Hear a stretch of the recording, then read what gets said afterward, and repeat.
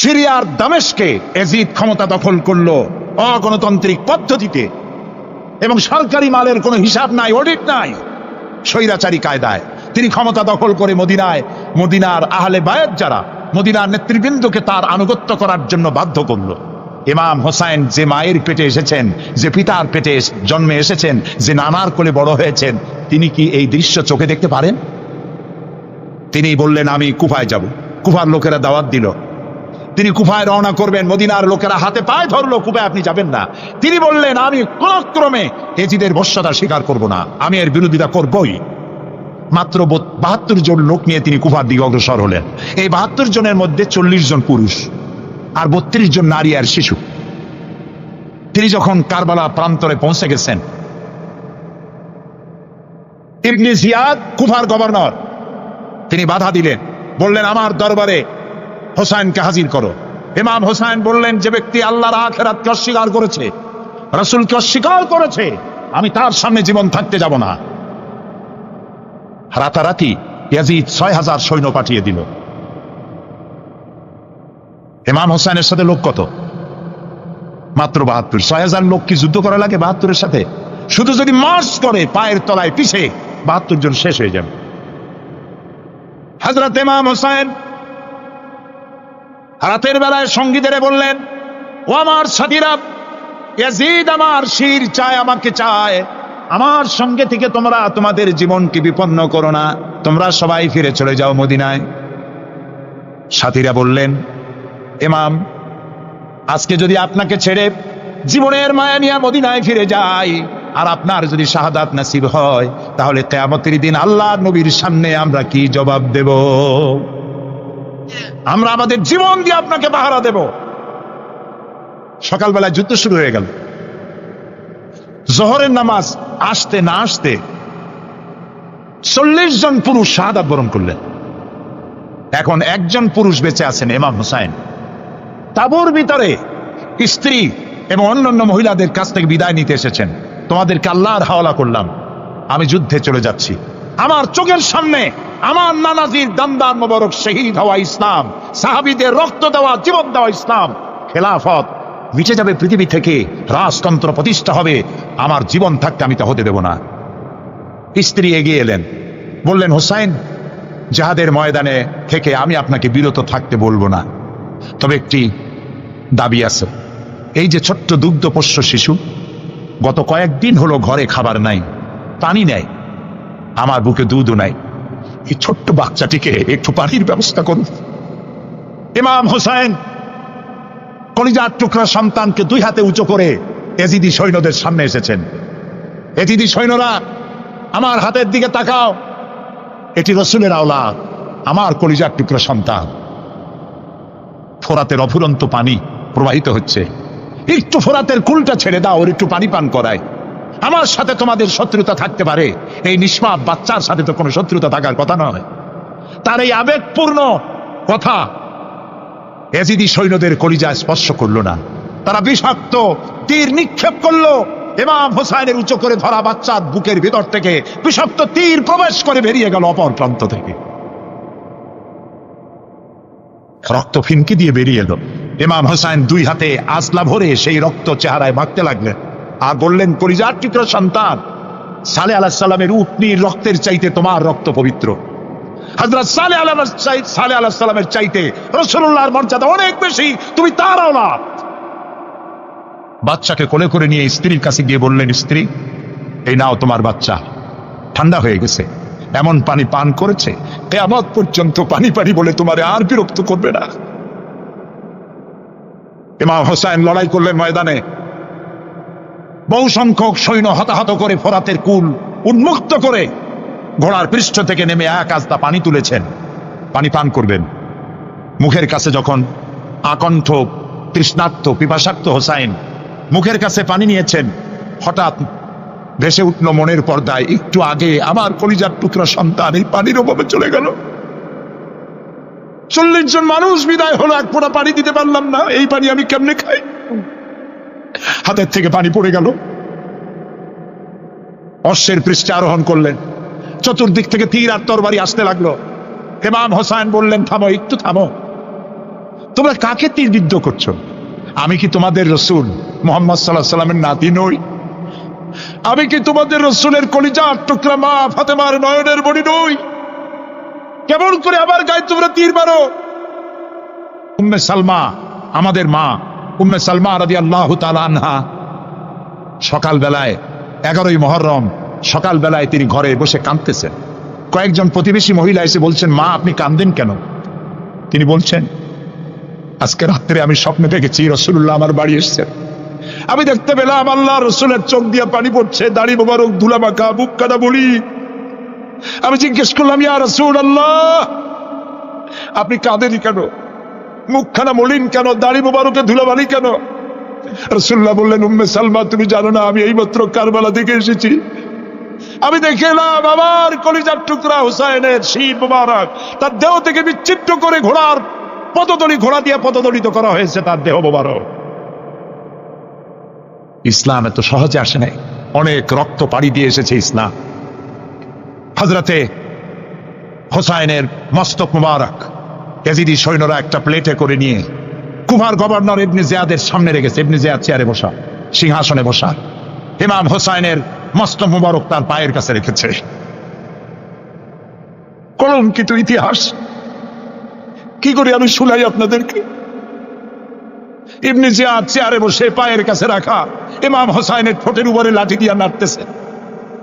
হযরত যায়েদ রাদিয়াল্লাহু তাআলা আনহু 80 বছর বয়স, তিনি বলছেন, ইবনে জিয়াদ এতক্ষণ যা করেছো মুখ বুজে সহ্য করেছি, কিন্তু এখন যেটা তুমি করতেছো পায়ের কাছে কার বাধা? তুমি যে ঠোঁটের উপরে লাঠি দিয়ে নাড়তেছো, আমি যায়েদ আমি দেখেছি রাসূলুল্লাহ 1000 বার এই মুখের উপরে চুমা খেয়েছেন। তোমার বেয়াদবি বন্ধ করো। প্রিয় ভাই সব, রাজতন্ত্র নয়, পরামর্শ ভিত্তিক সমাজ ব্যবস্থা প্রতিষ্ঠার জন্য আল্লাহ তাআলা ইসলাম দিয়েছেন, দ্বীন দিয়েছেন। আমার ছোটবেলার কথা আমি দেখেছি শশিরা মাদ্রাসা পড়তাম, আব্বা টাকা দিতেন মাদ্রাসায় যাওয়ার সময়, আবার মা আবার মুরগির ডিম বিক্রি করা, বিভিন্ন জিনিস বিক্রি করা বা বাজার করা পয়সা, উদ্বৃত্ত কিছু পয়সা আব্বার অজান্তে আমার হাতের মুঠার মধ্যে দিয়ে দিতেন। যখন মাদ্রাসার দিকে রওনা হয়েছি, পর্দার আড়াল থেকে দরজা থেকে দেখতাম, যতক্ষণ তাকায় দেখতেছি চোখ থেকে পানি দরদর করে পড়তেছে। সুবহানাল্লাহ, মা কি জিনিস! আল্লাহ আল্লাহ আল্লাহ। বিদেশে যদি কারো সন্তান মারা যায়, সবার জানার আগে কবি বলতেছেন, বিদেশে বিরাজ্য যার পুত্র মারা যায়, পশু পক্ষী না জানিতে আগে জানে মায়ের কই যার তারে টান লেগে যায়, মা বুঝতে পারে আমার সন্তানটা নাই। ইতালির রাজধানী রোম। রোম প্রাচীন সভ্যতার লালন ভূমি। কোরআনে কারিমে সূরা রোম রয়েছে, এই রোম সেই রোম। এখানের বাদশার কাছে রাসূল করিম সাল্লাল্লাহু আলাইহি সাল্লাম হেরাক্লিয়াসের কাছে চিঠি পাঠিয়েছিলেন, সেই রোম। 12 থেকে 15,000-এর মতো বাংলাদেশি মুসলমান সেখানে আছে। জুমার দিন, যেদিন আমি গেলাম তার পরের দিনই জুমা ছিল, জুমার নামাজ পড়লাম ভ্যাটিকানের কাছেই বিশাল মসজিদ, ইউরোপের ভিতরে সবচাইতে বড় মসজিদ এটা। রোম ইসলামের দুশমনদের রাজধানী। সেইখানে যখন আযান হচ্ছে আশহাদু আন্না মুহাম্মাদার রাসূলুল্লাহ, আমার অনুভূতির কথা আপনাদেরকে বোঝাতে পারবো না, কি অনুভূতির সৃষ্টি হয়েছে আমার ভেতরে। ভ্যাটিকানের পোপ এক পাশে, কিছু দূরেই ভ্যাটিকান, ওটা হচ্ছে গোটা পৃথিবীর সমস্ত খ্রিস্টানদের কাবা ভ্যাটিকান, তার পাশেই বিশাল মসজিদ। সেখানে নামাজ পড়লাম, চিন্তার ভেতরে আসলো আল্লাহ রাব্বুল আলামিন তার হাবিবের নাম, তার তাওহীদ, তার রিসালাতকে কিভাবে বিশ্বময় ছড়িয়ে দিলেন। আবু জাহেল চাইছিল মুহাম্মদ সাল্লাল্লাহু আলাইহি ওয়াসাল্লামকে স্তব্ধ করে দেবে মক্কার জীবনেই। কত বদনাম, সাহের, কাহেন, কাযযাব, শায়ের, নাউযুবিল্লাহি মিন যালিক, কত গালাগালি করলো। আর আল্লাহ শোনালেন, হাবিব চিন্তার কোনো কারণ নাই, ওয়ারাফানা লাকা যিকরাক, আমি আপনার প্রশংসা বিশ্বময় ছড়িয়ে দেব। সুবহানাল্লাহি ওয়া বিহামদিহি। রোম প্রোগ্রাম শেষ করে আমাকে তারা নিয়ে গেল, যেটা আমি বলছি সফর কাহিনী শোনাবার সময় এটা না, যেহেতু এর সঙ্গে প্রাসঙ্গিক সেই জন্য বলছি। পাহাড় কেমনে তুলার মতো হয়ে উঠবে তার নজির দেখেছি। রোম শহর থেকে 300 মাইল দূরে, 300 কিলোমিটার দূরে নেপোলি, নেপোলিয়ান বোনাপার্ট তার বাড়ি, এবং ওটা তার নামে একটা প্রভিন্স। ভূমধ্য সাগরের পারে ভিসুভিয়াস, পৃথিবীর সবচাইতে বড় আগ্নেয়গিরি, সেটা দেখাতে নিয়ে যাওয়া হলো আমাকে। যে পাহাড়টা পৃথিবীর মাটি থেকে তার চূড়া হচ্ছে 3 মাইল উঁচু, এর 2 মাইল গাড়িতে করে ঘুরে ঘুরে যাওয়া যায়, এরপর আর গাড়িতে যাওয়া যায় না, বাকিটুকুন যেতে হবে হেঁটে হেঁটে। পাহাড়ের উপরে অক্সিজেন কম, বেশ কষ্ট হচ্ছিল উঠতে। জীবনে প্রথম পাহাড়ে চড়েছি, জাবালে নূর, রাসূল করিম সাল্লাল্লাহু আলাইহি ওয়াসাল্লামের উপরে যেখানে ওহী হয়েছিল সর্বপ্রথম। পাহাড় চড়ার একটা অভিজ্ঞতা ওখান থেকে আমার কিছুটা হয়েছিল। খুব কষ্ট হলো বাকি 1 মাইল উঠতে। যখন ভিসুভিয়াসের একদম শীর্ষে চলে গেছি, সেখানে গিয়ে আমার সাথে 15-20 জন লোক ছিল। আমি নিজেই আল্লাহু আকবার বলে আমার গলা থেকে আওয়াজ বেরিয়ে গেল। আমি দেখতে পেলাম ভিসুভিয়াসের শীর্ষে বিশাল গর্ত। আমার মনে হয় গর্তটা এই মাঠের 1/4 হবে, এই মাঠের 1/4 হবে গর্তটা। সেই গর্তটার গভীরতা হচ্ছে 1.5 কিলোমিটার। এইখান থেকে পাথরগুলি উত্থিত হয়েছে, আগ্নেয়গিরি পাথর আগুনে গলে লাভা হয়ে এগুলি পাহাড় বেয়ে উপচে পড়েছে, চতুর্দিকে 12 মাইল ছড়িয়ে গিয়েছে। আমার মনে পড়লো ওয়াকুদুহান নাস ওয়াল হিজারা, জাহান্নামের আগুনের ইন্ধন হবে মানুষ আর পাথর। আমি সেখানে সেজদায় পড়ে গিয়ে কান্নাম আর বললাম, আল্লাহ জাহান্নামের আগুন হারাম করে দিও আমাদের জন্য। পাথর কিভাবে গললো, গলে পাথরগুলি গলে পুড়ে চতুর্দিকে পড়েছে, আর ছিটকেছে, চতুর্দিকে ছিটকে পড়েছে। সেই পাথরগুলি ছিটকে ছিটকে যেগুলি পুড়ে পড়েছে, সেগুলিকে দূরে সাদা রঙের বলে মনে হয়, কোনোটা সাদা কোনোটা কালো, মনে হয় যেন তুলার মতো হয়ে পড়ে আছে চতুর্দিকে। 1944 সনে তৃতীয়বারের মতো ভিসুভিয়াস যে অগ্নিগিরি, যে অগ্নি উৎপাত করে, তাতে আশেপাশের 12 মাইল এলাকা এফেক্টেড হয়ে যায়। পাথরগুলি গলে এভাবে বিধ্বস্ত করে দিয়েছে। এখান থেকে এখানে জোহরের নামাজ, আসরের নামাজ আমরা পড়লাম, আল্লাহর কাছে খুব দোয়া করলাম। এখনো ধোঁয়া উঠতেছে, এখনো পাহাড়ের ফাটল দিয়ে ধোঁয়া উঠছে। একজন হাত দিয়ে আমাকে বলল যে খুব গরম লাগে ধোঁয়াগুলি। ওখানকার লোকেরা বলল যে ভেতরে এখনো আগুন আছে, তবে সুপ্ত, যে কোনো মুহূর্তে আবার তা জাগ্রত হতে পারে। আমরা সেখান থেকে নেমে এলাম। একটু কিছু দূর গিয়েই সেখানে হলো পম্পেই শহর। এই পম্পেই শহরটা হচ্ছে ঈসা আলাইহিস সালামের জন্মের 2000 বছর আগে এই শহর তৈরি হয়। ঈসা আলাইহিস সালামের জন্মের 179 বছর পর ভূমিকম্প হয়। সেই ভূমিকম্পে গোটা পম্পেই শহরটা পৃথিবীর মানুষের চোখের আড়াল হয়ে যায়, ধ্বংস হয়ে যায়, মাটির তলায় ভরত হয়ে যায়। আজ থেকে 200 বছর আগে মাটি খনন করতে গিয়ে এই শহর আবিষ্কৃত হয়। পুরা শহরটা খুঁড়ে তারা বের করেছে। 180 হেক্টর জমিনের উপরে এই বিশাল শহর। ঘুরে ঘুরে দেখলাম, গাড়ি চলে না সেখানে, পায়ে হেঁটে দেখতে হলো। প্রশস্ত রাস্তা। আজ থেকে 4000 বছর আগের মানুষেরা রাস্তা বানাতে জানতো পাথর দিয়ে, এবং রাস্তার দুধারে তাদের ছিল ফুটপাত, পানির ব্যবস্থা, নগরায়নের সব রকমের সুযোগ সুবিধা। তারপরে সেখানে বিচারালয়, এরপরে দোকানপাট, বাজারঘাট, সবকিছুর ব্যবস্থা রয়েছে। বিশাল বিশাল পাথরগুলি দিয়ে পিলার তৈরি করা। ভাবলাম এই পিলারগুলি, এই পাথরগুলি তারা কিভাবে ক্রেন ছাড়া এত উপরে উঠালো কি করে, আমার মাথায় আসলো না। পাথর কেটে কেটে সুন্দর সুন্দর অঙ্কন শিল্প তারা করেছে। এরপরে ঘুরতে ঘুরতে বাদশার রাজার বাড়িতে গিয়ে ঢুকলাম। সেখানে গিয়ে দেখলাম উলঙ্গ এত মূর্তি পাথরের তৈরি করা। পাথর কেটে কেটে দেওয়ালে যৌন মিলনের এমন কোন অশ্লীল ছবি নাই যা তারা সেখানে তৈরি করে নাই।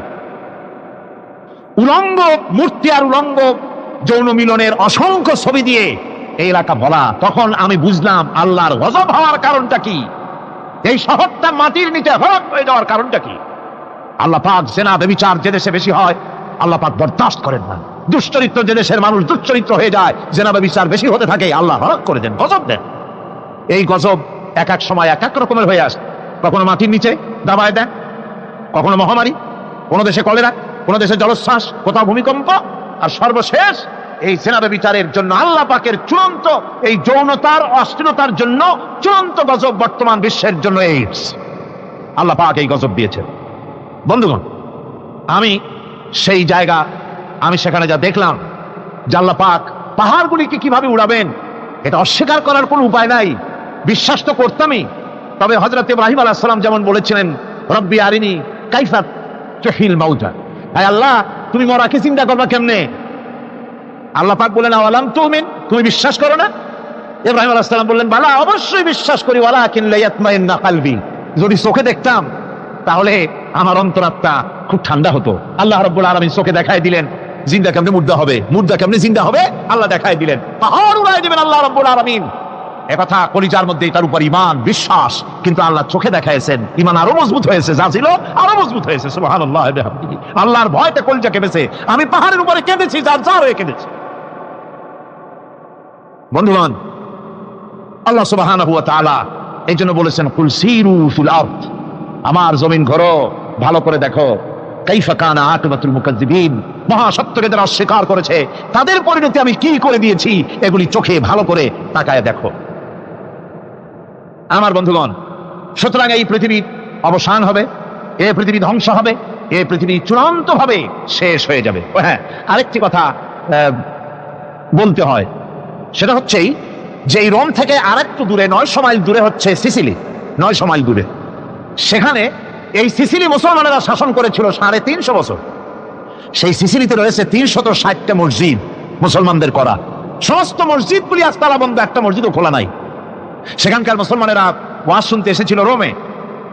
আমি তাদের জন্য পরামর্শ দিয়েছি যে গভর্নমেন্টের কাছে তোমরা দাবি জানাও যে অন্তত একটা মসজিদের দরজা আমাদের জন্য খুলে দাও। রোমের অবস্থানরত প্রবাসী বাংলাদেশি মুসলমানেরা আমাকে বলেছে, তাদের অনেকের বাড়ি চট্টগ্রামেও আছে, আমাকে বলেছে তাদের চোখে পানি আসছে বলার সময় যে চিরময়ের তাফসীর মাহফিল যখন আসে যেটা কামতে থাকে যাওয়ার জন্য। তো যাওয়া তো সম্ভব না এত দূর থেকে, আমাদের সালাম বলে দিবেন যত লোক আসবে, আর আমাদের জন্য দোয়া করতে বলবেন যেন এই রোমের ভিতরে আমরা ইসলামের আদর্শের ভিত্তিতে আমরা যেন চলতে পারি। আপনারা দোয়া করুন তাদের জন্য। ভাইরা আমার, এই পৃথিবী একদিন পরিসমাপ্তি ঘটবে এবং আল্লাহর দরবারে আমাদেরকে উঠতে হবে এবং সেখানে আমাদের বিচার হবে। সেখানে আমাদের কি হবে? বিচার হবে। আল্লাহ পাক বিচারটাকে নির্ভুল করার জন্য, সঠিক করার জন্য প্রত্যেকের গলায় আমলনামা ঝুলায় রাখছে, এখানে রেকর্ডের ব্যবস্থা করা হয়েছে। আল্লাহ পাক বলছেন, ওয়া কুল্লু ইনসানিন আলজামনাহু তাইরাহু ফি উনুকিহি ওয়া নুখরিজু লাহু ইয়াওমাল কিয়ামাতি কিতাবান ইয়ালকাহু মানশুরা। আল্লাহ পাক বলেন, প্রত্যেকের ভালো মন্দ কর্মফল, কর্মলিপি আমি তার গলায় ঝুলায় রেখেছি। কিয়ামতের দিন সে নিজের কাছে স্পষ্ট সব দেখতে পারবে, কোনো জিনিস বাদ পড়বে না। তার গলায় তার আমলনামা ঝুলানো আছে, সব রেকর্ড হতেছে। আমরা যা করছি সবগুলি রেকর্ড হয়ে যাচ্ছে। বর্তমান বিজ্ঞানীরা আবিষ্কার করেছে যে মানুষের শরীরের ভিতরে ডিএনএ আছে, রক্তের ভিতরে ডিএনএ, এটা একটা কোড। মানুষের রক্তের ভিতরে ডিএনএ আছে। যেমন তার ব্রেনের ভিতরে কতগুলি কোষ আছে, এক একটা কোষ এক এক ধরনের কাজ করে, অনুরূপ ভাবে তার শরীরের ভিতরে, রক্তের ভিতরে ডিএনএ আছে। এই ডিএনএটা কি?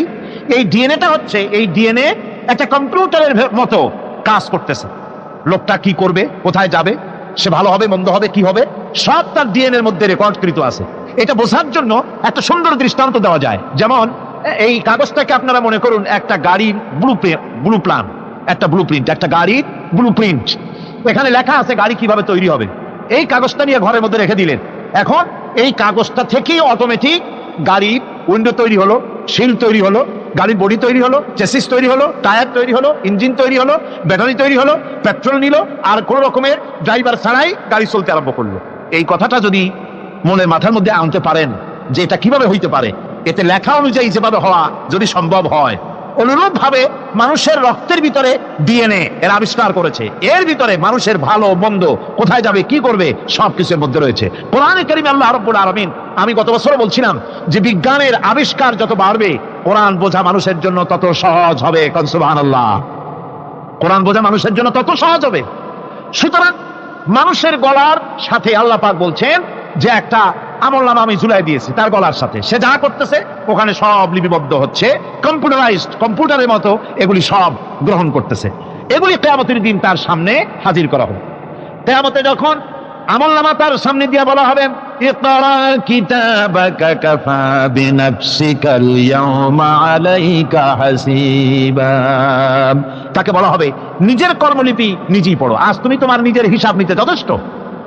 বন্ধুগণ, এই মাহফিলে যত লোক আমরা বসে আছি, আমরা আমাদের হিসাব নিতে যথেষ্ট না আরেকজন লাগবে কোন? আমরা যথেষ্ট কিনা? কথা বোঝেন নাই। আমি বলতে চাইছি এটা, আমরা যদি এখন চোখ বুঝে চিন্তা করি যে পিছনের জীবনে কি করেছি, মনে পড়বে নাকি পড়বে না? বলেন সবাই, পড়বে কি পড়বে না? ছোটবেলায় কবে পায়ের নিচে কাটা ফুটেছিল, কবে কোথায় আছাড় খেয়েছিলেন, কবে কার বেল তাল আম কাঁচা আম চুরি করে খেতে গিয়ে কিল খেয়েছিলেন, তালা খেয়েছিলেন, তাকে এখন মনে নাই? আছে। তাহলে কিল, ওই তাল বেল চুরি করতে গিয়ে যে কিলটা খাইছিলেন সেটাও মনে আছে, ভালো মন্দ সব মনে আছে। তাহলে কোন হোটেলের রুমে কি করছিলেন, কোন স্কুলে কোন কলেজে কি করছিলেন, তারপরে জীবনে ছোট বড় ঘটনাগুলি সব বুঝতে মনে পড়বে না? এবার হিসাব করেন, মনে যদি পড়ে এবার হিসাব করেন আপনি জান্নাতি না জাহান্নামে। আপনি আপনার নিজের হিসাব নেওয়ার জন্য যথেষ্ট। তাকে হিসাব করতে বলা হবে, তোমার হিসাব, তোমার নিজের হিসাব নেওয়ার জন্য তুমি যথেষ্ট, তোমার হিসাব তুমি নিজেই করো, এটা পড়ো। আর সেই কিয়ামতের দিন কোন সাহায্যকারী মিলবে না। لن تنفعكم أرحامكم ولا أولادكم يوم القيامة لن تنفعكم। কিয়ামতের দিন কোনো ফায়দা হবে না, অবশ্যই কোনো ফায়দা হবে না, কোনো উপকারে আসবে না। কিয়ামতের দিন তোমার সন্তান, তোমার স্ত্রী, তোমার মাল, তোমার সম্পদ কোন উপকারে আসবে না। কিয়ামতের ময়দানে সেদিন সব তোমার সাথে বিচ্ছ করবে, সব পালায় যাবে। সেখানে উৎকোষেরও কোনো কারবার নাই যে ঘুষ টুস দিয়া, ফেরেশতাদের কোনো রকম বুঝবাজ দিয়া, আলাদা কোনো সোরাগলি পথ দিয়া একেবারে ফুট করে ভেসতে চলে যাবেন, এমন কোনো সুযোগ নাই। অনেকে বলে হুজুর এমন কিছু দোয়া শিখায় দেন যাতে ওই সব জেহাদ বোমা এগুলি খুব ভয় পাই, ওসব রাস্তা টাস্তা না, খুব সহজে কিছু দোয়া দুরূদ করিয়া আস্তে করে জান্নাতে চলে যাওয়া যায়, এরকম একটা দোয়া, এরকম একটা পথ বলে দেন। আমি বলি ভাই, এরকমের কোন সূরাগুলি আমার রাসূল আবিষ্কার করতে পারেন নাই, আল্লাহর পয়গম্বরের ওই ধরনের কোন পথ আবিষ্কার করতে পারেন নাই। সেখানে কিয়ামতের দিন কাউকে উৎকোষ গ্রহণ করার কেউ নাই, উৎকোষ দেওয়া যাবে না। আর উৎকোষ দিবি নেবে কি? আপনার কাছে কিছু নাইও, থাকলেও নেওয়ার কেউ নাই। এই দুনিয়ায় ফাঁকিবাজি করে বহুত কিছু করা যায়, কিন্তু কিয়ামতের মাঠে এগুলি কিছুই চলবে না। اليوم لا ينفع مال ولا بنون। কিয়ামতের দিন ধন সন্তান সন্ততি আর সম্পদ কোনো কাজে লাগবে না। সেদিন শুধু আমল যদি ভালো হয় কাজে লাগবে, আমল খারাপ হবে সব শেষ হয়ে যাবে। আল্লাহ রাব্বুল আলামিন নবীজিকে ডেকে বলেছেন, নবী আপনি বলেন, কুল মা কুনতু বিদআম মিনার রাসূল, আপনি বলুন আমি কোন নতুন রাসূল নই, আমার আগে অনেক নবী রাসূল পৃথিবীতে এসেছেন, তারা বিদায় হয়ে গেছেন, আমি জানি না কিয়ামতের দিন আল্লাহ রাব্বুল আলামিন আমার সাথে কি ব্যবহার করবেন, আর আমি এও জানি না যে কিয়ামতের দিন আল্লাহ পাক তোমাদের সাথে কি ব্যবহার করবেন। এই আয়াত নাযিল হওয়ার পর আল্লাহর হাবিব তার মেয়েকে ডাকলেন, জামাইকে ডাকলেন, নাতিদেরকে ডাকলেন, আহলে বাইতদেরকে ডাকলেন, আর বললেন, ও আমার মেয়ে কলিজার টুকরা ফাতেমা গো শোনো, কেবলমাত্র আয়াত নাজিল হয়ে গেল, আল্লাহ পাক আমাকে শোনাচ্ছেন কিয়ামতের দিন আমি জানি না আমার সঙ্গে কি ব্যবহার করা হবে, আর এও জানি না যে তোমাদের সাথে কি ব্যবহার করা হবে। ও আমার কলিজার টুকরা মেয়ে ফাতেমা, কিয়ামতের দিন মুহাম্মদ সাল্লাল্লাহু আলাইহি ওয়াসাল্লামের মেয়ে, এই হিসাবে তোমার নাজাতের ফয়সালা হবে না। ও আমার কলিজার টুকরা নাতি হাসান আর হোসেন, কিয়ামতের দিন মুহাম্মদ সাল্লাল্লাহু আলাইহি ওয়াসাল্লামের নাতি হিসাবে ফয়সালা হবে না।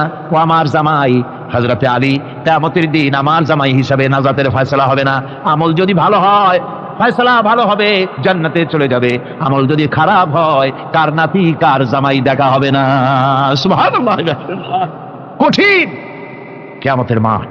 এই পরকালের বিশ্বাস যদি কলিজার মধ্যে ঢোকে মানুষ ভালো হয়ে যাবে। কোন সুবহানাল্লাহ। আপনারা কোন মানুষের চরিত্র ভালো কি পুলিশে বানাইতে পারবে? আপনাদের দৃষ্টিতে পারবে?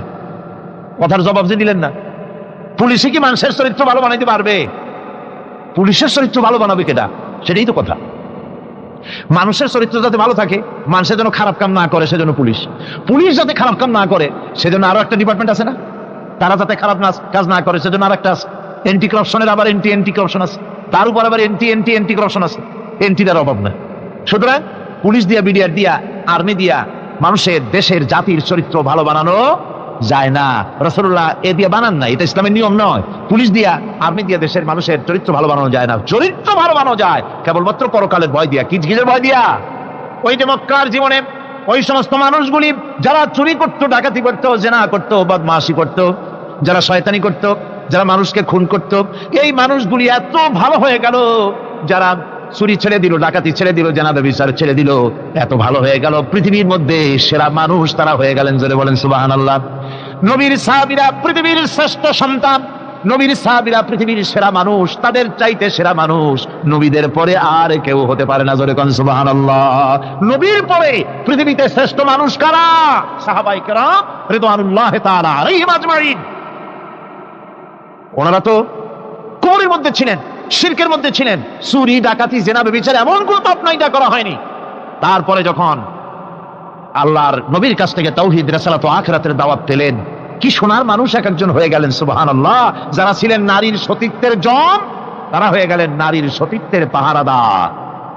যারা মানুষের মাল চুরি করত, ডাকাতি করত, তারা রাতভর মানুষের মালের পাহারা দিল, মানুষের রক্তের পাহারা দিল। সুবহানাল্লাহ বিহামদি। রক্ত ও সম্পদের পাহারা দিল। রাসূল বললেন, খায়রুল কুরুনে কারনি, সর্বশ্রেষ্ঠ যুগ তো আমার যুগ। বন্ধুগণ, এরপরে একটা জীবন আসবে ওই কিয়ামতের ময়দানে।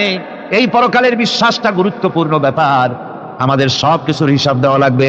আল্লাহ পাক বলেন, ইন্নাস সামআ ওয়াল বাসারা ওয়াল ফুআদা কুল্লু উলাইকা আনহু মাসউলা। নিঃসন্দেহে মানুষের শ্রবণ শক্তি, দর্শন শক্তি এবং তার অন্তঃকরণের কল্পনা সম্পর্কে আল্লাহ রাব্বুল আলামিনের কাছে জিজ্ঞাসিত হতে হবে। কান দিয়া কি করেছিল, চোখ দিয়া কি করেছিল, মুখ দিয়া কি করেছিলে, হাত দিয়ে কি করেছিলে, সবকিছুর জবাব আল্লাহ রাব্বুল আলামিনের কাছে দিতে হবে। সবটার জবাব দিতে হবে, কোনো কিছু বাদ যাবে না। এমনকি মনের ভিতরে যে কল্পনা আমরা করি, এই কল্পনার হিসাব আল্লাহর দরবারে দিতে হবে। হযরতে জাফর চলে গেলেন নিজের বাড়িতে। স্ত্রীকে ডেকে বললেন, স্ত্রী, রাসূলুল্লাহ আমাকে নির্দেশ করেছেন মুতার প্রান্তরে যুদ্ধে যাওয়ার জন্য। আমি চলে যাব, তোমার কাছে বলতে এলাম। রাসূলুল্লাহ নির্দেশ না করলে বলতেও আসতাম না। আমি যদি শহীদ হয়ে যাই, আমি যদি আর না ফিরি, আমার সন্তানগুলিকে আমার রাস্তায়ও, এই রাস্তায়, দ্বীনের রাস্তায় তাদেরকে তৈরি করবে। স্ত্রী বলছেন, ইয়া হে আমার স্বামী, রাসূলুল্লাহ নির্দেশ করেছেন জিহাদের ময়দানে যাওয়ার জন্য। আমি আপনাকে বাধা দেওয়ার হিম্মত রাখি না, তবে আমি আল্লাহর কাছে হাত তুলে বলি। তিনি দোয়া করতে লাগলেন, রব্বুল আলামিন, আমার স্বামী রাসূলুল্লাহর নির্দেশে জিহাদের ময়দানে যেতেছেন, তুমি মেহেরবানি করে আমার স্বামীকে জিহাদের গাজী বানায়া আমার কাছে ফিরাইয়া দিও। হযরতে জাফর তরবারিটা খাপের মধ্য থেকে বের করে তরবারির উল্টা দিক দিয়া স্ত্রীর মুনাজাত করা অবস্থায় তার হাতের উপরে মৃদু আঘাত করলেন আর বললেন, স্ত্রী হাত নামাও, উল্টা দোয়া করো না। রাসূলুল্লাহ আমার নাম দ্বিতীয় নাম্বারে বলেছেন, আমার আগেও একজন আছে, পরেও একজন আছে, মুতার প্রান্তরে আমি যে শহীদ হব তাতে কোনো সন্দেহ নাই। উল্টা দোয়া করো না, বরং আমার শাহাদাত মঞ্জুরের জন্য দোয়া করো, আর এই আমার সন্তানগুলিকে দ্বীনের রাস্তায় পরিচালিত করো। আর আমি তোমার কোনো হক আদায় করতে পারি নাই, আমারে মাফ করে দিও। হযরতে জাফর সালাম দিয়া চললেন। পিছনে স্ত্রী কাঁটা কবুতরের মতো ছটফট করছে, আর ছোট ছোট বাচ্চারা পিছনে দৌড়াচ্ছে, আব্বা আব্বা বলে কাঁদতেছে। হযরতে জাফর পিছনের দিকে একবার ফিরে তাকায়, দেখলেন না কে কান্দে, কে দৌড়ায়। যুবক আব্দুল্লাহ বিন রাওয়াহা, তিনি নতুন বিবাহ করেছেন। আজকের রাত তার বাসর সজ্জার রাত। রাসূলুল্লাহ হুকুম করেছেন জিহাদে যেতে হবে। তিনি চলে গেলেন নিজের বাড়িতে। বাড়ি গিয়ে শুনতে পান রাতের বেলায় স্ত্রী তেলাওয়াত করতেছেন কোরআনে কারীম। হযরতে আব্দুল্লাহ বলছেন, স্ত্রী একটু কোরআন পড়া বন্ধ করো, আমার কথা শোনো। আল্লাহর নবী আমাকে জিহাদের জন্য যাওয়ার জন্য আমাকে নির্দেশ করেছেন, আমি জিহাদে চলে যাচ্ছি। তোমার সঙ্গে বিবাহ হয়েছিল, আমি তোমার কোনো হক আদায় করতে পারি নাই, এজন্য আমারে তুমি মাফ করে দিও। স্ত্রী বলল, প্রাণের স্বামী, আমি শুনেছি এই মদিনায় আপনি সুপুরুষ, এক সুদর্শন যুবক, প্রাণ ভরে একবার দেখতেও পারি নাই। আপনি একবার আমার রুমের ভিতরে আসেন, আপনার চেহারাটা আমি একটু দেখে নেই। স্বামী বললেন, আমি তোমার রুমে ঢুকবো না, আমি তোমার রুমের ভিতরে যাব না, আমি এখনই যুদ্ধে রওনা করব। স্ত্রী বলছেন, প্রাণের স্বামী, রুমের ভিতরে প্রবেশ করলে পরে আমি কোনো প্রেম নিবেদন করব না, শুধু একবার চেহারাটা ভালো করে দেখে রাখতে চাই, কারণ কিয়ামতের ময়দানে আমি যেন আপনাকে স্বামী বলে চিনে নিতে পারি। হযরত আব্দুল্লাহ বলছেন, প্রিয়তমা স্ত্রী শোনো, যদি তোমার এই ধারণাই হয়, এই নিয়ত যদি থাকে, আর আমার শাহাদাতের পরে যদি তুমি সবর করতে পারো, আমাকে আর দেখার দরকার নাই। আল্লাহ যদি আমার শাহাদাত মঞ্জুর করেন তাহলে কিয়ামতের দিন জান্নাতের ভেতরে তোমাকে আমাকে স্বামী স্ত্রী হিসাবে আল্লাহই পরিচয় করাইয়া দিবে। হযরত আব্দুল্লাহ চলে গেলেন জিহাদের ময়দানে। যুদ্ধ শুরু হয়ে গেল। 3000 সৈন্য রাসূলুল্লাহর পাঠানো সাহাবীদের প্রচন্ড আক্রমণে রোমান সৈন্যরা পালায়ে কুল পাচ্ছে না। হযরতে যায়েদ শহীদ হলেন। হযরতে জাফর তার ডান হাত কাটা গেল, তার বাম হাত কাটা গেল। এবার ঝুলন্ত, হাত কাটা, পা কাটা, এই অবস্থায় তিনি পড়ে আছেন। হযরতে আব্দুল্লাহ বিন রাওয়াহা তিনি ছুটে গেলেন তরবারি ধরার জন্য, তিনি ছুটে গেলেন ইসলামের পতাকা ধারণ করার জন্য। কাছে গিয়ে দেখেন কে যেন পতাকা উঁচু করে রেখেছে। কাছে গিয়ে দেখেন হযরতে জাফর হাত কাটা দুদিকে পড়ে আছে, পা কাটা দুদিকে পড়ে আছে, শূন্য মাথাটা তার। হযরতে জাফরের শূন্য মাথা ইসলামের পতাকা ধরে কামড়ে ধরে উঁচু করে রেখে দিয়েছে। হযরতে জাফর শাহাদাতের সময় বলেছিলেন, ও আমার রাসূলের সাহাবীরা, আল্লাহ রাসূলকে আমার বিদায় সালাম আরজ করে দিও। আমি এখন আমার নাকের ভিতরে জান্নাতের সুঘ্রাণ পেতেছি। আমার মনে হয় এখনই আমার শাহাদাত নসিব হয়ে যাবে। ও জাফর, তোমার শাহাদাতের পরে আল্লাহ তোমার সাথে কি ব্যবহার করেছেন? হযরতে জাফর বলেন, আল্লাহ তাআলা আমাকে জান্নাতের নাজ ও নিয়ামত দিয়ে আমাকে জিজ্ঞাসা করেছেন তুমি আর কি চাও? আমি বলেছি রব্বুল আলামিন কিচ্ছু চাই না, জমিনে আর একবার পাঠাও তোমার দিনকে প্রতিষ্ঠার জন্য, তোমার দিনের রাস্তায় আর একবার জীবন দিয়ে আসি। হযরতে লোকমান তিনি তার সন্তানকে ডেকে বলছেন, কত বড় নসিহত লক্ষ্য করেন। সন্তানকে ডেকে বলছেন, ইয়া বুনাইয়া, হে কলিজার টুকরা সন্তান, ইন্নাহা ইন তাকু মিসকালা হাব্বাতিন মিন খারদালিন, তোমার জীবনের কোনো একটি আমল তা যদি সরিষার দানা পরিমাণ হয়। হযরত লোকমান যখন এসেছিলেন তখন পৃথিবীটা বিজ্ঞানের যুগ ছিল না। নবী করিম সাল্লাল্লাহু আলাইহি ওয়াসাল্লাম বিজ্ঞানের যুগে আসেন নাই, কিন্তু তারপরে আর কোন নবী আসবেন না বলে আল্লাহ তাআলা সরিষার দানার কথা ব্যবহার করেন নাই, জাররার শব্দ ব্যবহার করেছেন। জাররা হচ্ছে পরমাণু, অণু, পরমাণু পরিমাণ। ফামাইয়া আমাল মিসকালা জাররাতিন শাররাইয়ারা, ওয়ামাইয়া আমাল মিসকালা জাররাতিন শাররাই, প্রথমটা খায়রাইয়ারা। তো এখানে আল্লাহ তাআলা জাররা শব্দ ব্যবহার করেছেন, যেহেতু এখন বিজ্ঞানের যুগ। আর আল্লাহ তাআলার কাছে সবটাই, সমস্ত কাল হলো বর্তমান কাল, অতীত ভবিষ্যৎ বলে কোনো কাল নাই। এই জন্য নূহ আলাইহিস সালামের যুগটা ছিল বৈজ্ঞানিক যুগ, ছিল না হযরতে লোকমানের সময়। তাই আল্লাহ তাআলা সে সময় সরিষা পাওয়া যেত, সরিষার কথা বলেছেন। এখন তো অণু পরমাণু দিয়ে অ্যাটম বোমা তৈরি করা হয়, বিভিন্ন মারণাস্ত্র তৈরি হয়, সামান্য অণু সেটাকে ভেঙ্গে চুরে আরো পরমাণু, আরো ছোট্ট ক্ষুদ্রাতি ক্ষুদ্র জিনিস দিয়ে ধ্বংস করে দেওয়া যায় এলাকা থেকে এলাকা। সেই জন্য আল্লাহ তাআলা জাররা শব্দ ব্যবহার করেছেন, এখানে সরিষার দানার কথা ব্যবহার করছেন। আল্লাহ তাআলা বলেন, হযরত লোকমান বলছেন, আমার প্রিয় সন্তান, যদি তোমার কোনো সরিষা পরিমাণ আমলও যদি পাথরের ভিতরে কোথাও লুকিয়ে থাকে, মহাশূন্যে যদি হারিয়ে যায়, মরুভূমির ভিতরে যদি হারিয়ে যায়, আকাশ এবং পৃথিবীতে কোথাও যদি তা লুকিয়ে থাকে, অবশ্যই আল্লাহ রাব্বুল আলামিন কিয়ামতের দিন তা উপস্থিত করবেন। কত বড় কথা! সরিষার দানা পরিমাণ আমল যদি আল্লাহ কিয়ামতে উঠান, জিনা, ব্যভিচার, মদ, জুয়া, এই সমস্ত বড় বড় পাপ আল্লাহ দেখাইতে পারবেন না? পারবেন।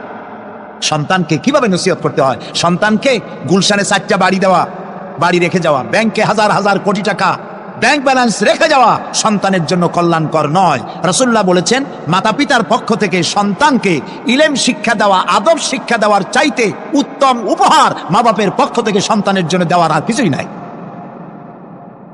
হযরতে আলী রাদিয়াল্লাহু তাআলা আনহু বলছেন, লাইসাল ইয়াতীমুল্লাযী قد مات والده بل اليتيم يتيم العلم والادب, যার বাপ মা মারা গেছে, যার পিতা মারা গেল, সেই প্রকৃত এতিম নয়। প্রকৃত এতিম হচ্ছে যার কাছে কোরআন হাদিসের জ্ঞান নাই আর আদব নাই। যে সন্তানকে যদি পিতামাতা আদব শিখাতে না পারে, ইলম দিতে না পারে, তাহলে পিতা বেঁচে থাকতেই সেই সন্তান সে এতিম বানায় গেল, সে কিছুই শিখলো না। এই জন্যে হযরতে লোকমান তার সন্তানকে শিখালেন, দেখো সরিষা পরিমাণ আমলও যদি করো তাও পলায় থাকতে পারবে না। সুতরাং তুমি তোমার আমল সম্পর্কে সতর্ক হও।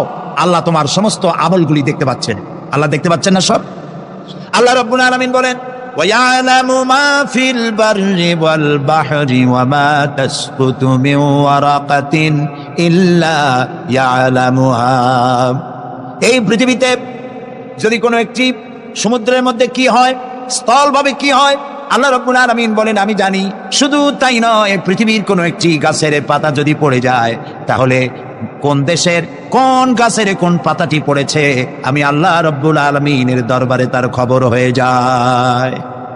এই কথা যদি পিতা মাতা সন্তানদেরকে কাছে নিয়ে যদি বলে, বাবা জেনা, ব্যভিচার, মদ, জুয়া, শয়তানি, সাদাবাজি, মাস্তানি এগুলি করবে না, এগুলি একদিন মরা লাগবে, আল্লাহর কাছে হিসাব দিতে হবে। মা বাবা যদি বলতো এরকম, সন্তানগুলি ভালো হইতো। ঠিক কিনা কোন? জোরে বলেন ঠিক কিনা?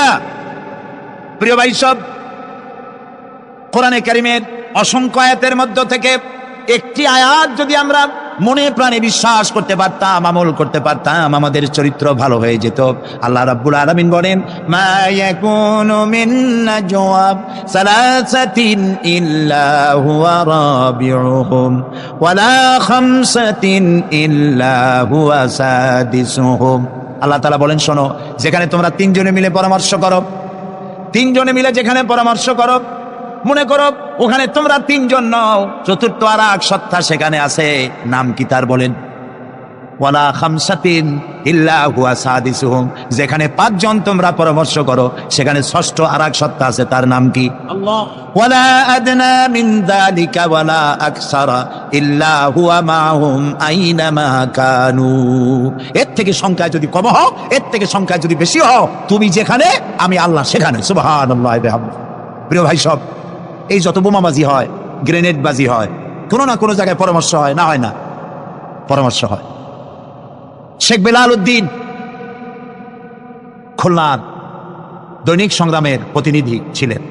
আজকের পত্রিকায় দেখতে পেলাম তাকে হত্যা করার জন্য পরামর্শ হয়েছিল এবং সেখানে খুনিকে 1.5 লক্ষ টাকা পুরস্কার দিয়ে 20,000 টাকা অগ্রিম করা হয়েছিল। এরকম একজন ভালো সাংবাদিককে হত্যা করার জন্য পরামর্শ করা হলো। বেলালের নাম যখন মনে আসলো, দোয়া করি আল্লাহ তাআলা বেলালকে, হযরতে বেলাল রাদিয়াল্লাহু তাআলা আনহুর সঙ্গী করে জান্নাতের মধ্যে জায়গা করে দিও। যেখানে বসে এই পরামর্শটা করা হলো, কিবরিয়া একজন অর্থনীতিবিদ, দেশের একজন গুণী ব্যক্তি, তাকে হত্যা করার জন্য যেখানে পরামর্শ হয়েছিল, 21শে আগস্ট গ্রেনেড হামলা করার জন্য যেখানে পরামর্শ করা হয়েছিল, সেখানে 3 জন হোক 5 জন হোক, যারাই পরামর্শ করেছিল, তাদের যদি জানা থাকতো যে আল্লাহ রাব্বুল আলামিন এই অনুষ্ঠানে তিনি দেখতে পাচ্ছেন এবং শুনতে পাচ্ছেন, তাহলে এত বড় মারাত্মক পশুর কাজ তারা করতে পারত না। হযরতে লোকমান তিনি তার সন্তানকে একেবারে বাচ্চা অবস্থায় বুঝাই দিলেন, হে আমার ছেলে, কলিজার টুকরা, ছোট্ট একটি সরিষার দানা পরিমাণ আমলও যদি করো, ওইটা গোপন থাকবে না, আল্লাহ তাআলা উঠাই নেবেন। সুবহানাল্লাহ। তুমি দেখতে পাবে সে আমল। প্রিয় উপস্থিতি, যুবকদের বলি, তরুণদের বলি, তরুণী আজকে আমাদের টার্গেট। তরুণরা আসো ইসলামের দিকে। তোমাদেরকে যারা লাঠিয়াল বাহিনী হিসাবে ব্যবহার করে, এদের মুখে থুতু নিক্ষেপ করে বেরিয়ে আসো, রাসূলের কাতারে শামিল হয়ে যাও।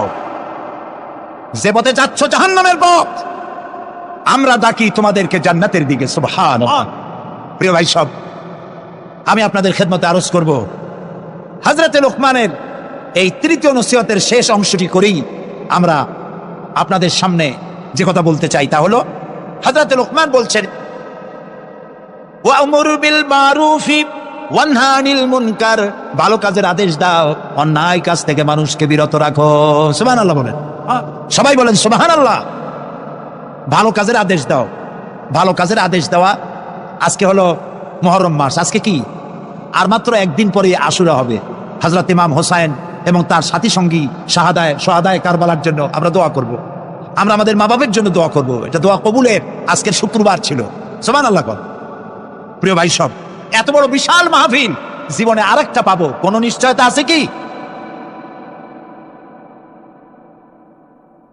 3 নম্বর নসিহতের শেষ অংশ হচ্ছে, হে প্রিয় বৎস, ভালো কাজের আদেশ করবা আর অন্যায় কাজের বিরোধিতা করবা। ভালো কাজের আদেশ আমরা এখন ভুলে গেছি, করি না। অন্যায় কাজ থেকেও মানুষকে ফিরায় রাখি না। অন্যায় চোখের সামনে হয়, তাও আমরা প্রতিবাদ করি না। এই প্রতিবাদী কণ্ঠ হতে হবে আমাদের। রাসূলুল্লাহ বলেছেন, মান রা মিনকুম মুনকারান ফালিয়ুগাইয়িরহু বিয়াদি ফাইন লাম ইয়াস্তাতি ফাবিলিসানি ফাইন লাম ইয়াস্তাতি ফাবিকলবি ওয়া যালিকা আযফুল ঈমান। আমাদের কার কতটা ঈমান আছে তা পরিমাপ করার একটা থার্মোমিটার আছে। আপনারা জানেন, জ্বর মাপে যে যন্ত্র দিয়া, সেটাকে কি বলা হয়? থার্মোমিটার। দুধ মাপে, অর্থাৎ দুধের মধ্যে পানি না পিওর দুধ, তা মাপার জন্য একটা যন্ত্র আছে না? ওইটারে কি বলে? ল্যাক্টোমিটার। এরপরে আবহাওয়া পরিমাপ করার জন্য বৃষ্টি হবে কি হবে না ইত্যাদি পরিমাপের জন্য একটা যন্ত্র আছে, সেটার নাম কি? ব্যারোমিটার। প্রত্যেকটা জিনিস মাপার এরকম যন্ত্র আছে। ইমান মাপারও একটা হাদিস আছে, সুবহানাল্লাহ। ইমানটা ফার্স্ট ক্লাস, সেকেন্ড ক্লাস আর থার্ড ক্লাস, এটা মাপার একটা হাদিস আছে। সেই হাদিসটা আমি পড়ে ফেলেছি আগেই। রাসূলুল্লাহ বলছেন, তোমাদের মধ্যে যদি কেউ শরীয়ত বিরোধী কাজ কেউ দেখতে পাও, 2 হাতে বাধা দাও। কি দিয়ে বাধা দাও? বলেন জোরে। শক্তি প্রয়োগ করে বাধা দাও। ফাইন লাম ইয়াস্তাতে, যদি তুমি তা না পারো তাহলে মুখ দিয়ে বাধা দাও। ফাইন লাম ইয়াস্তাতে, যদি তাও না পারো অন্তরে অন্তরে ঘৃণা করো। তবে অন্তরে অন্তরে ঘৃণা করে চুপ করে বসে থাকলে হবে না, মনে মনে ঘৃণা করে হোমওয়ার্ক করতে হবে। মনের মধ্যে এই চিন্তা রাখতে হবে যে এই অন্যায় কাজকে নির্মূল করার জন্য কি করা যায়, সে সম্পর্কে পরিকল্পনা নিতে হবে। আর এটা হলো ওয়াযালিকা আযআফুল ঈমান, আর এটা হলো ঈমানের একদম থার্ড ক্লাস, তৃতীয় পর্যায়। এরপরে ঈমানের আর কোনো অংশ নাই। হযরত লোকমান বলছেন, ওয়াসবির আলা মা আসাবাক, এরপরে তুমি সবর ইখতিয়ার করবে। সবর, ধৈর্য। ভালো কাজের আদেশ, অন্যায় কাজের নিষেধ, এর মধ্যে সবরের কথা আসলো কেন? সবরের কথা আসলো এই জন্য যে আপনি যখনই মানুষের ভালো কথা বলবেন তখনই আপনার মানুষে গালি দিবে, মন্দ কথা বলবে। ইসলামের দাওয়াত দিবেন, বলবে যে মৌলবাদী, ঠিক কিনা? এখন তো কিছু দল আছে আমাদের দেশে, মৌলবাদ আর সাম্প্রদায়িক ছাড়া আর কিছু চোখেই দেখে না, খালি কয় মৌলবাদ মৌলবাদ মৌলবাদ মৌলবাদ। সাম্প্রদায়িক কি? সাম্প্রদায়িক হয়েছে? মৌলবাদ কি হয়েছে? ইসলাম পালন করলে, নামাজ রোজা করলে যদি মৌলবাদ হয়, তাহলে যারা গালি দেয় ওরা যদি নামাজ পড়ে তো ওরাও তো মৌলবাদী। সাম্প্রদায়িক কি হয়েছে? কেন সাম্প্রদায়িক সাম্প্রদায়িক করেন? বাংলাদেশে কি সাম্প্রদায়িকতা বলতে কিছু আছে? এই দেশেও যদি বলে সাম্প্রদায়িক সম্প্রীতি নাই, তাহলে সাম্প্রদায়িক সম্প্রীতি আছে কোন দেশে? ওই দেশের নামটা আমরা শুনতে চাই। বাংলাদেশ পৃথিবীর অন্যতম শ্রেষ্ঠ সাম্প্রদায়িক সম্প্রীতির একটি উজ্জ্বল দৃষ্টান্ত বহন করে চলছে এই বাংলাদেশ। আমরা 1947 সনে একবার স্বাধীন হয়েছি, আবার 71 সনে পূর্ণাঙ্গ স্বাধীনতা লাভ করেছি, ঠিক না ভাই? ওই একই 47-এ ভারতও স্বাধীন হয়েছে, আমরাও স্বাধীন হয়েছি। আমাদের দেশে 47 থেকে নিয়ে এই পর্যন্ত সাম্প্রদায়িক দাঙ্গা, কমিউনাল রায়ত, ধর্মীয় মারামারি, হিন্দু মুসলমানে সাম্প্রদায়িক মারামারি, খুনাখুনি হয়েছে বলেন? হয়ে থাকলে কোথায় হয়েছে বলেন? হয়েছে কোথাও? হয়নি। আর যে ভারত আমাদের প্রতিবেশী, 1947 থেকে এই পর্যন্ত সাম্প্রদায়িক দাঙ্গা হয়েছে সে দেশে 20,000 বারেরও বেশি। সেটা নিয়ে কোনো মাথা ব্যথা নেই, সমস্ত মাথা ব্যথা আমাদের দেশ নিয়ে। এইখানে খালি কয় সাম্প্রদায়িক। নামাজ যদি পড়ে, লোকেরা নামাজ পড়ে, রোজা রাখে, ইসলামের কথা বলে, সাম্প্রদায়িক সাম্প্রদায়িক, মৌলবাদ মৌলবাদ, এইসব কথা বলিয়া মানুষকে আর ধোকায় ফেলা যাবে না ইনশাআল্লাহ। এখন মানুষ অনেক জাগ্রত, অনেক জাগ্রত। এই যে সন্ত্রাস, আলহামদুলিল্লাহ বলেন, ওয়াকুল্লা ইনসানিন আলজামনাহু তাইরাহু ফি উনুকি ওয়া নুখরিজু লাহু ইয়াওমাল কিয়ামাতি কিতাবান ইয়ালকাহু মানশুরা। ওয়াকুল্লা ইনসানিন আলজামনাহু তাইরাহু ফি উনুকি, আমি প্রত্যেক মানুষকে, মানুষের কর্মকে তার গ্রীবা লগ্ন করে দিয়েছি। এই যে গলা, গলা, এই গলার কাছে একটা ঘুটলির মতো, একটা সিম কার্ডের মতো এইখানে আমি রেখে দিয়েছি। কোথায়? কোন গলায়? কে বলতেছেন এ কথা? এই ঘুটলির ভিতরে তুমি যা করতেছো সব লিপিবদ্ধ হচ্ছে। সুবহানাল্লাহ বলেন। এখন বলতে পারেন অদৃশ্য এই ঘুটলি, এটা তো দেখি না, এটা কে বলতেছেন? আমি কিন্তু দেখতে পাচ্ছি না, আপনারা দেখেন নাকি? কেউ দেখেন না। হাত দিয়ে ধরে দেখেন, পান নাকি? ধরাও যায় না, দেখাও যায়। আল্লাহ বলছেন আছে, তাহলে বিশ্বাস করতে হবে। এর ভিতরে সব রেকর্ড হয়ে যাচ্ছে। আপনি বলবেন এতটুকুন ঘুটলির মধ্যে, তাবিজের মধ্যে আমার সারা জীবনের সব কথার সব কাজ ঢোকে কেমনে? কেমনে লেখা? তাহলে পাল্টা প্রশ্ন করি, আপনার মোবাইলের সিম কার্ডে এত ফোন নাম্বার, এত ইমেল, এত কি বলে, এত টেক্সট, এত কিছু, আপনার আরো কি জানি আছে, মেসেজ দেওয়াটা হাবিজাবি আছে না, অনেক কিছু গোষ্ঠী সুদ্ধা, এগুলো কেমনে হয়? 70টা সিম কার্ডের মধ্যে কেমনে হয়? শত শত টেলিফোন নাম্বারের মধ্যে ঢুকে যায়। আমার একটা টেলিফোন দিয়ে মোবাইল দিল, কোথা থেকে দিল? লিসবন। কোথায়? কি আন্দাজে কয় অস্ট্রেলিয়া? লিসবন হচ্ছে পর্তুগালের রাজধানী। পর্তুগালের রাজধানী, সেখানে প্রোগ্রাম ছিল, ওরা আমাকে একটা মোবাইল দিবে। এতে যে কত ফাংশন আল্লাহ ভালো জানে, আমি এখনো শিখতে পারি না। এত ফাংশন, এতটুকু একটা মোবাইলের মধ্যে। কম্পিউটার, কম্পিউটারের ছোট্ট একটা মাইক্রোচিপ যন্ত্র, যে কম্পিউটার ব্যবহার করা এখন বাচ্চা ছেলেবেলারাও জানে, এটা একটা পৃথিবীর বিস্ময়। এই কম্পিউটার, আপনি যান ব্যাংকে, কম্পিউটারের ছোট্ট সেই মাইক্রোচিপসের মধ্যে সারা চট্টগ্রামের সমস্ত মানুষের টাকা লেনদেন, ট্রানজেকশন, এর যার কিছু আপনি করেছেন সব কিছুর হিসাব এখানে রয়েছে, আছে না? তাহলে এতটুকুন একটা মাইক্রোচিপসের মধ্যে এত সহস্র কোটি কোটি টাকার হিসাবপত্র, লেনদেন, এই ছোট্ট জিনিসের মধ্যে ঢুকাবার মতো জ্ঞান মানুষের মাথায় দিছে কে?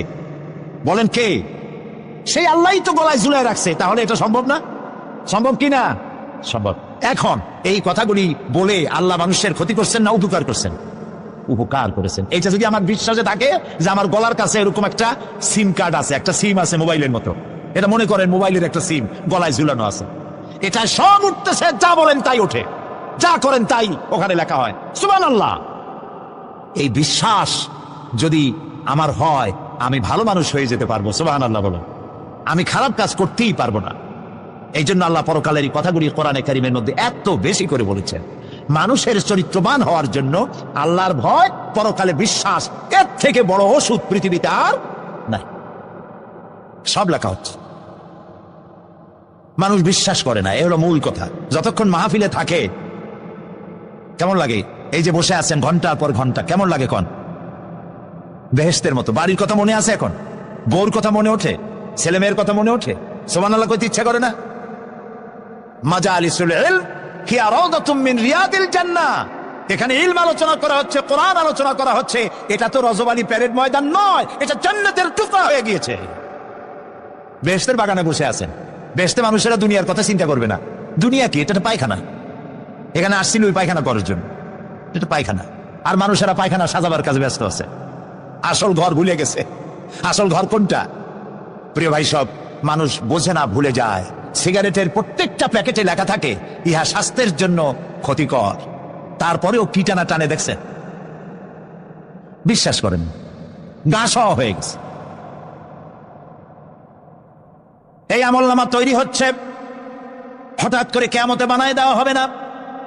আপনার আমার বডির সাথে লাগানো ওই সিম কার্ডে সব লেখা হয়ে যাচ্ছে। কিয়ামতের দিন এগুলি হাতে দেওয়া হবে, আর আল্লাহ তাআলা বলবেন, ইকরা কিতাবাকা কাফা বিনাফসিকাল ইয়াউমা আলাইকা হাসিবা। ইকরা কিতাবাক, তাকে বলা হবে এবার তুমি পড়ো। কাফা বিনাফসিকাল ইয়াউমা আলাইকা হাসিবা, তোমার এই কিতাব পড়ো, আর তোমার এই হিসাব গ্রহণ করার জন্য কিতাবটা ভালো করে পড়ো। তোমার নিজের হিসাব নেওয়ার জন্য তুমি নিজেই যথেষ্ট। তুমি দোজখে যাবা না বেহেশতে যাবা, তুমি নিজেই সিদ্ধান্ত নাও কোথায় যাবে। তোমার নিজের কি করছিলা এখন তুমি দেখো। এই জন্য আমি বলি মাঝে মধ্যে, আমরা এখন হিসাব করতে পারি এখানে বসিয়া, আমাদের কি হওয়া উচিত। ছোটবেলার কথা মনে আছে? নাই? মনে নাই? এই যে স্কুল থেকে পলাইছিলেন, তারপরে 2 দিন পর স্কুলে গিয়ে হাজির হয়েছেন, মাস্টার জিজ্ঞেস করলো গতকাল আসো নাই কেন? তখন বললেন মা বলেছেন আমার নাকি পেটে ব্যথা হয়েছিল। এইসব স্কুল ফাঁকি দেওয়া, মার খাওয়া, মানুষের বাড়ির লিচু খাইতে গিয়ে চুরি করিয়া কিল খাওয়া, এইসব ছোট ছোট কথা মনে পড়লে এখনো হাসি পায়। এসব কথা মনে আছে না? ছোট ছোট কথা, ছোট ছোট কথাগুলি যদি মনে থাকে, তাহলে কোন হোটেলে, কোন বাগানে, কোথায় কোন পাপ করেছেন তা মনে নাই? এখন নিজে হিসাব করেন জায়গা কোথায় হওয়া উচিত, পাপ করেছেন কত, ভালো কাজ করেছেন কত, নিজে হিসাব করে দেখেন কোন দিকে যাবেন। আমরা নিজেরাই যথেষ্ট হিসাবের জন্য। আল্লাহ তাই বলবেন কিয়ামতের দিনে, ইকরা কিতাবা, তোমার কিতাব তুমি পড়ো, তোমার হিসাব নেওয়ার জন্য তুমিই যথেষ্ট। আহারে, আল্লাহ রাব্বুল আলামিন বলেন, وأشرقت الأرض بنور ربها ووضع الكتاب وجاء بالنبيين والشهداء بينهم بالحق وهم لا يظلمون। পৃথিবী তার রবের নূরের ঝলকানিতে উদ্ভাসিত হবে। সুবহানাল্লাহ, সুবহানাল্লাহ। আল্লাহর নূরের ঝলকানিতে গোটা পৃথিবী উদ্ভাসিত হয়ে যাবে। আমলনামা তুলে ধরা হবে, পয়গম্বর এবং সাক্ষীগণকে হাজির করা হবে, এবং সকলের প্রতি সুবিচার করা হবে, তাদের কারো প্রতি জুলম করা হবে না। আল্লাহ গ্যারান্টি দিচ্ছেন কারো প্রতি জুলুম করা হবে না। সুতরাং হে মানুষেরা, ইয়া আইয়ুহাল ইনসানু ইন্নাকা কাদিহুন ইলা রাব্বিকা কাদহান ফামুলাকি। হে মানুষ, তোমার পালনকর্তা পর্যন্ত পৌঁছতে তোমাকে অনেক কষ্ট করতে হবে, এরপর তুমি তার সাক্ষাৎ পাবে, কিয়ামতে তোমার সাক্ষাৎ হবে। কাজী তোমার নিজের আমলকে সুন্দর করে আমলকে তৈরি করে নাও। فَأَمَّا مَنْ أُوتِيَ كِتَابَهُ بِيَمِينِهِ فَسَوْفَ يُحَاسَبُ حِسَابًا يَسِيرًا وَيَنْقَلِبُ إِلَى أَهْلِهِ مَسْرُورًا। সুবহানাল্লাহ। যার ডান হাতে আমলনামা দেওয়া হবে, কিয়ামতের দিন আমলনামাগুলি উড়িয়ে দেওয়া হবে। ইমানদারের সামনের থেকে কোন হাতে, আর বেঈমানের পিছন থেকে বাম হাতে। এই আমলনামা যখন যার ডান হাতে আমলনামা পৌঁছে যাবে, তার হিসাব নিকাশ সহজ হয়ে যাবে। আমলনামা হাতে করে আনন্দ চিত্তে সে আপন পরিবারের সঙ্গে মিলিত হতে পারবে। সুবহানাল্লাহ। আল্লাহ কিয়ামতের দিন দয়া করে আমাদের আমলনামা আমাদের ডান হাতে দিয়ে দিও। আল্লাহ তাআলা দয়া করে আমাদের হাতে, আমাদের ডান হাতে আমাদের আমলনামা দিও। দয়া করে আমাদের আমলনামা আমাদের ডান হাতে দিও। আনন্দ চিত্তে পরিবারের সঙ্গে দেখা করে সব পরিবার, মা বাপ, স্ত্রী পুত্র পরিজন, ভাই বোন, বন্ধু বান্ধব নিয়া এক জান্নাতে থাকার তৌফিক দিও। আয় আল্লাহ, বিগত 26 বছর যারাই মাহফিলে এসেছেন তাদেরকে নিয়ে এক জান্নাতে থাকার আমাদেরকে তৌফিক দিয়ে দেওয়া। وَأَمَّا مَنْ أُوتِيَ كِتَابَهُ وَرَاءَ ظَهْرِهِ فَسَوْفَ يَدْعُو ثُبُورًا وَيَصْلَى سَعِيرًا। আর যার আমলনামা পিছন থেকে বাম হাতে আসবে, সে তো মৃত্যুকে আহ্বান করতে থাকবে, মৃত্যুকে ডাকবে। এর থেকে যদি মরে যেতে পারতাম তাও ভালো হইতো। তার আর উপায় থাকবে না, তার জায়গা হবে জাহান্নামে। নাউযুবিল্লাহ। আমরা সবাই বলি নাউযুবিল্লাহ। এরপরে আল্লাহ রাব্বুল আলামিন মিজান খাড়া করবেন, দাড়িপাল্লা। মিজান কি? দাড়িপাল্লা। ইনসাফ কি মুকদ্দাস তারাজু। ইনসাফের প্রতীক কি তাও কইতে পারেন না, জোরে বল না। এটা হচ্ছে ইনসাফের প্রতীক। সুপ্রিম কোর্ট ঢাকা, সুপ্রিম কোর্টের সামনে বিশাল দাড়িপাল্লা টানান, দেখছেন না? মানুষেরা তো বোঝে না, গ্রাম দিয়ে লোকেরা যায়, যাই এটা দেখে কয় ওরে বাবা, জামাত ইসলামের এত বড় অফিস। দাড়িপাল্লা তো জামাত ইসলামের না, এটা ইনসাফের প্রতীক। তারা ক্ষমতায় গেলে ইনসাফ করবে, এটা বোঝাবার জন্য এই প্রতীককে গ্রহণ করেছে। আল্লাহ যেন ইনসাফ করার তৌফিক দিয়ে দেয়। বলুন আমিন, জোরে বলেন আমিন। কিয়ামতের দিন এই দাড়িপাল্লা মিজান আল্লাহ তাআলা প্রতিষ্ঠিত করবেন, এবং এই মিজানে যার পুণ্য পাল্লা ভারী হবে সে কৃতকার্য, আর যার পাল্লা হালকা হবে আহা সব শেষ। আল্লাহ রাব্বুল আলামিন বলেন, وَنَضَعُ الْمَوَازِينَ الْقِسْطَ لِيَوْمِ الْقِيَامَةِ فَلَا تُظْلَمُ نَفْسٌ شَيْئًا وَإِنْ كَانَ مِثْقَالَ حَبَّةٍ مِّنْ خَرْدَلٍ أَتَيْنَا بِهَا وَكَفَى بِنَا حَاسِبِينَ। আমি কিয়ামতের দিন ন্যায় বিচারের মানদণ্ড স্থাপন করব, তখন কারো প্রতি অবিচার করা হবে না। যদি কোনো আমল সরিষার দানা পরিমাণ হয়, আমি তা হাজির করব। সুবহানাল্লাহ, সুবহানাল্লাহ। এবং হিসাব গ্রহণের জন্য আমি যথেষ্ট। এবং হিসাব মানুষেরা মনে করবে এত মানুষ, আদম আলাইহিস সালাম থেকে নিয়ে পর্যন্ত, এখান থেকে নিয়ে কিয়ামত পর্যন্ত সব মানুষের তো উঠবে সে মনে হিসাব হবে নাকি? একজন একজন করে হিসাব হবে। আল্লাহ বলছেন, আল্লাহ সারিউল হিসাব, দ্রুত হিসাব নিতে সক্ষম। আল্লাহ নিজের কানে নিজে শুনবেন, অন্যের মাধ্যমে নয়, নিজে শুনবেন। প্রত্যেক আর আসামির কাছ থেকে, লোকদের কাছ থেকে তার বক্তব্য শুনবেন, ভায়া মিডিয়া শুনবেন না, নিজেই শুনবেন। আল্লাহর কান আছে না, চোখ আছে না? লোকেরা এই যে বইপত্রে লেখে আল্লাহ হচ্ছে নিরাকার, কত বড় বাজে কথা। আল্লাহ নিরাকার, আমরা এমন এক আল্লাহর ইবাদত করি, তিনি আমাদের কিছু শুনতে পান না, কান টান নাই, তিনি আমাদের কিছু দেখতে পান না। এরকম নাকি আল্লাহ তাআলা? আল্লাহ তাআলা কোরআন শরীফে বলেছেন আল্লাহর হাত, আল্লাহর পা, আল্লাহর চোখ, আল্লাহর মুখ। তবে এগুলি কিরকম? আল্লাহর হাত পা চোখ কেমন, আকারটা কেমন, এর একটাই জবাব। কয়টা জবাব? জোরে বলেন। একটাই জবাব, আল্লাহর যেমন হওয়া উচিত তেমন। সুবহানাল্লাহ বলেন, সুবহানাল্লাহ বলেন। এর থেকে আর কোনো জবাব নাই, এই একটাই জবাব, আল্লাহর যেমন হওয়া উচিত ঠিক তেমন। লাইসা কামিসলিহি শাইউন, আল্লাহর অনুরূপ, আল্লাহর মতো আকাশেও কিছু নাই, জমিনেও কিছু নাই। এটা আমাদের ঈমান, এটা আমাদের কি ঈমান। সুতরাং তিনি জুলুম করবেন না এবং হিসাব নেবেন, আর যথার্থ হিসাব নেবেন, সেখানে কারো প্রতি কোনো জুলুম করা হবে না। ومن خفت موازينه فأولئك الذين خسروا أنفسهم بما كانوا بآياتنا يظلمون। আর যাদের পাল্লা হালকা হবে তারা তো শুধু নিজেদেরই ক্ষতি সাধন করবে, কেননা তারা আমার আয়াত সমূহকে অস্বীকার করত।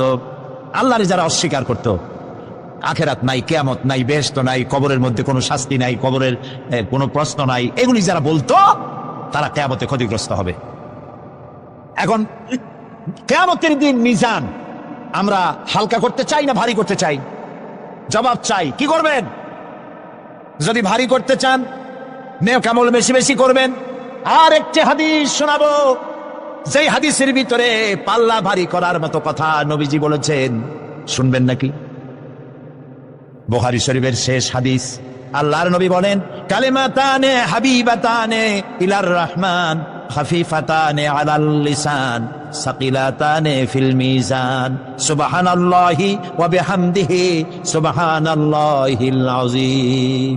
নবীজি বলেন, দুইটা কালেমা, দুটি শব্দ আল্লাহর কাছে খুবই প্রিয়, মুখে উচ্চারণ করা একেবারেই হালকা, আর কিয়ামতের দিন এই শব্দ দুটি দিয়ে আল্লাহ রাব্বুল আলামিন মিজানের পাল্লাকে ভারী করে দিবেন। সেই শব্দ দুটি হলো, পড়েন আমার সাথে, সুবহানাল্লাহি ওয়া বিহামদিহি সুবহানাল্লাহিল আযীম। সবাই পড়েন, সুবহানাল্লাহি ওয়া বিহামদিহি সুবহানাল্লাহিল আযীম, সুবহানাল্লাহি ওয়া বিহামদিহি সুবহানাল্লাহিল আযীম। জান্নাতের ভিতরে মানুষের কোনো দুঃখ থাকবে না। কাদের দুঃখ থাকবে না? জান্নাতীদের। কথা কি শোনেন? তো সাথে সাথে ঠাস ঠাস করে জবাব দিতে পারেন না কেন? জান্নাতীদের ভেতরে, জান্নাতীদের কি থাকবে না? কোনো দুঃখ থাকবে না। একটা দুঃখ থাকবে। কটা দুঃখ? একটা দুঃখ থাকবে। জান্নাতীরা জান্নাতের ভেতরে মনে মনে ভাববে, কারণ জান্নাত তো সকলের জন্য একরকম হবে না। কারো হবে ফার্স্ট ক্লাস, কারো হবে ডিলাক্স, কারো হবে সুইট ডিলাক্স, কারো হবে second class, third class, fourth class, এরকম। এটা কি ইনসাফ না জুলুম? ইনসাফ। আপনি খালি নামাজ পড়ছেন, রোজা রাখছেন, হজ করছেন, যাকাত করছেন, যাকাত দিছেন, হালাল হারাম বাইসা করছেন, আপনারে যে জান্নাত দেওয়া হবে, ওই ব্যক্তি যিনি তাহাজ্জুদের নামাজ পড়েছেন, কোরআন বুঝেছেন, কোরআন প্রতিষ্ঠার জন্য আন্দোলন করেছেন, জেল খেটেছেন, জরিমানা দিয়েছেন, ফাঁসির মঞ্চে চড়েছেন, তার জান্নাত আর আমার জান্নাত সমান হওয়া কি উচিত? কাজে আল্লাহ তাআলা তো ইনসাফ করবেন কিয়ামতের দিন। নবীদের, সাহাবীদের, তারপরে দ্বীনের জন্য যে যত পরিশ্রম করেছেন তার পুরস্কারটা সেরকমই হবে। এই জান্নাতের ভিতরে, জান্নাতীদের মধ্যে কোনো দুঃখ থাকবে না, একটি দুঃখ ছাড়া। তারা মনে মনে ভাববেন, রব্বুল আলামিন, অমুক অমুক সময় চায়ের দোকানে বসে আড্ডা মেরেছিলাম, বাসের মধ্যে ঘন্টার পর ঘন্টা বসেছিলাম, আজে বাজে চিন্তা করেছি, সময় চলে গেছে ঘন্টার পর ঘন্টা। ওই সময়গুলিতে যদি তোমার নামের জিকির করতাম, তেলাওয়াত করতাম, তাহলে জান্নাতের ভেতরে আজ আমি আরো ভালো ভালো জায়গা পাইতাম।